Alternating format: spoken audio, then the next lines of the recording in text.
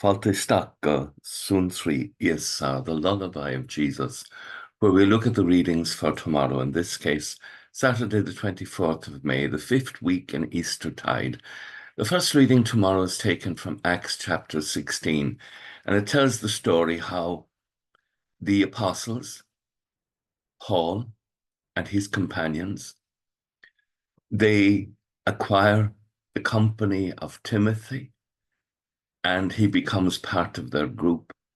And they're about to go further into Asia. And the Spirit stops them and redirects them into Greece, in Macedonia. And you might say, how significant is this? It will eventually lead Paul to Rome. And that's the center. They're going from the center of the Jewish world, Jerusalem, and bringing the gospel to the center of the then world, Rome. So it's highly significant. And Paul is open to being directed. He is seeking to carry out the will of the eternal Father. He welcomes God's will in his life, and he is obedient.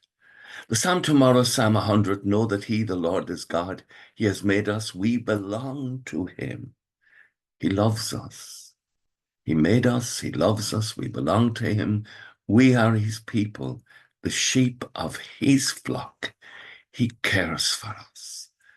And then the gospel, John chapter 15, about the conflict that arises in the life of every Christian in society.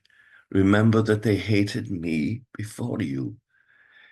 And my choice has withdrawn you from the world. Therefore, the world hates you.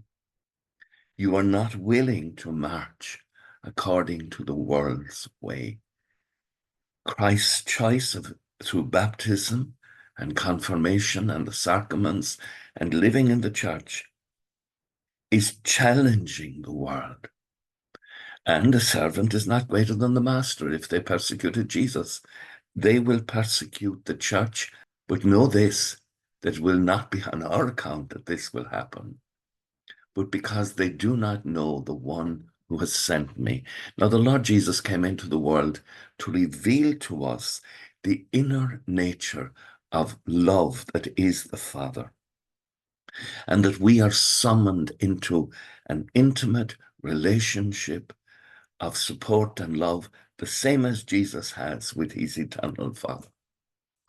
With thoughts such as these, let us go to our bed this evening, and let us pray that when we awaken in the morning, that our hearts will indeed be focused on the readings and the liturgy and walking as the apple of God the Father's eye.